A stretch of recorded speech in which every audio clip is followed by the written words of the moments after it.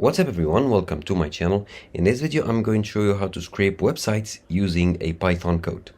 Now as you can see here I have the ChatGPT page opened, and that's because I'm going to use ChatGPT to generate the code for me.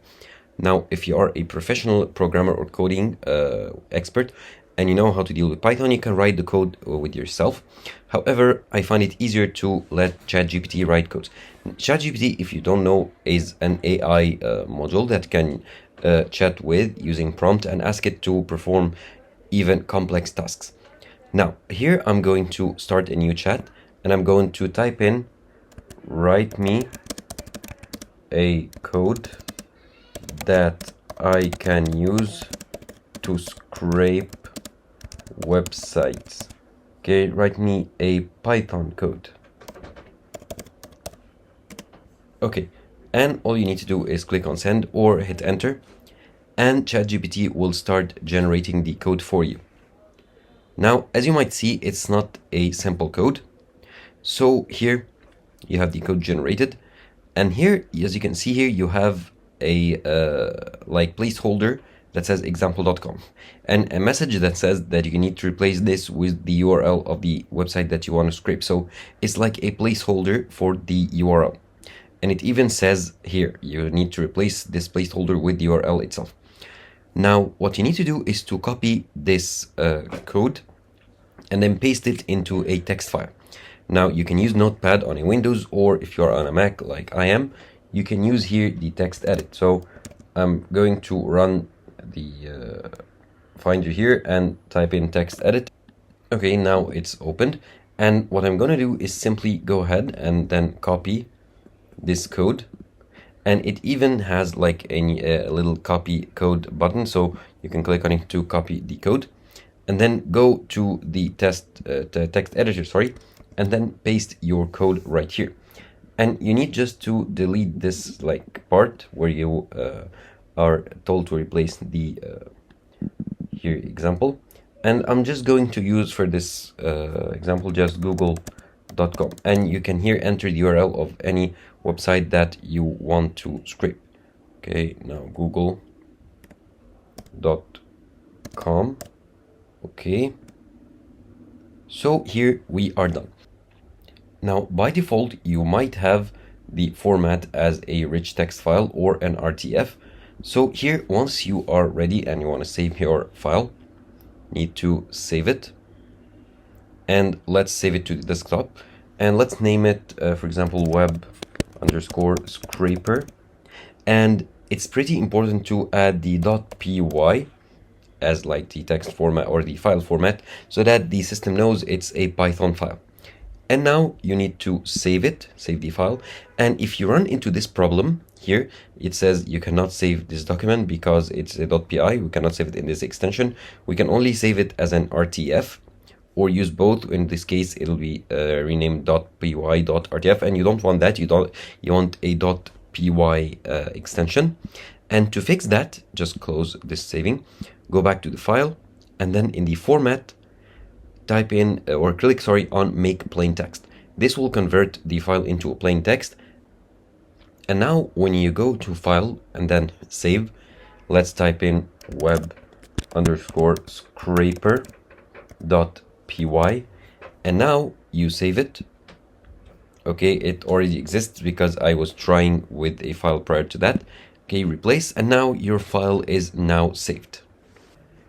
Now the next step is to install the needed libraries to run the Python code, and to do so you need to run the command prompt on Windows or the terminal app on Mac.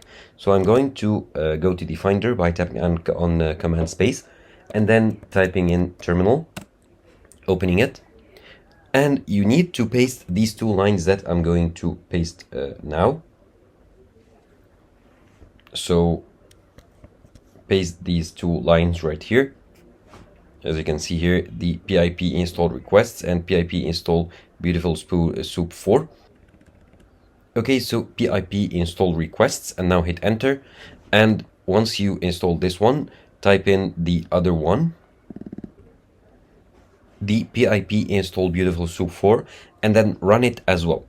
And once you run these two commands, Now the second one, the pip install Beautiful Soup 4, is used for HTML parsing that allows you to scrape the webs or get web-based data.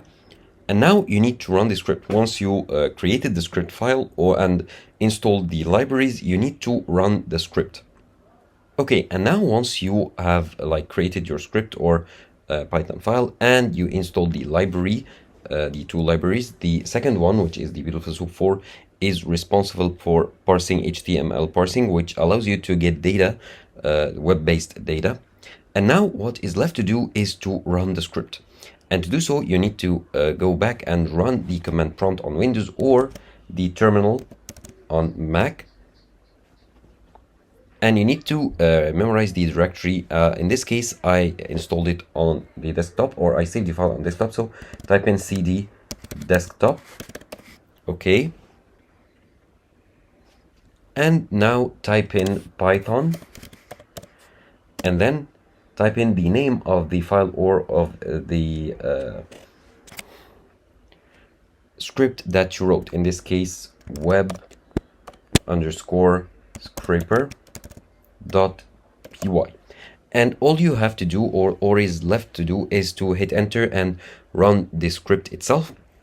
And the results will be displayed here in the terminal window or in the command prompt window. So once the scraping is done and the output is displayed here in the terminal window, you can just copy it and then paste it otherwise, or you can view the data if you want to. So these are the steps. Basically, that's how easy it is to create a Python file or a Python based code here, script code, to scrape websites online. And as I did tell you, if you are an advanced Python user, you can go ahead and run or take your time writing the script and creating its part manually by yourself. However, using an AI-based module such as ChatGPT is easier. However, of course, you can go online and search for similar codes and maybe codes and scripts that can run more complex commands or achieve more complex stuff. However, in this case, I need just a simple script to help me scrape the web page.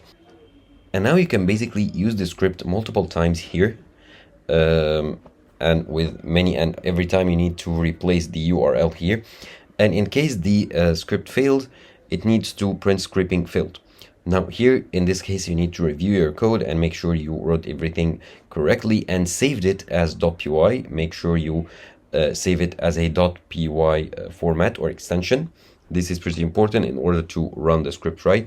If not, it will not run and it will be handled as a normal text file.